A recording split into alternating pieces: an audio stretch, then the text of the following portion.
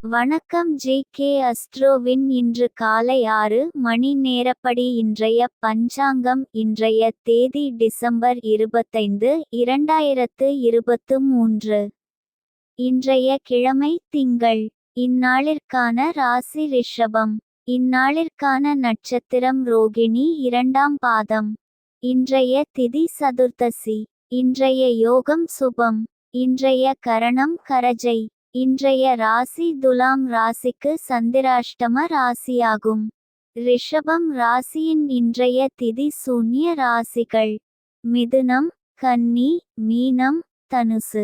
ரோகிணி நட்சத்திரங்களில் செய்யும் சுப காரியங்கள்: தீர்த்த யாத்திரையில் திதி முலானவை நடத்தல், யாகசாலையில் அடுப்பிடுதல், வீட்டில் அடுப்பு போடுதல், முட்செடிகள் நடல், கத்தரிக்காய் விதை விதைக்க.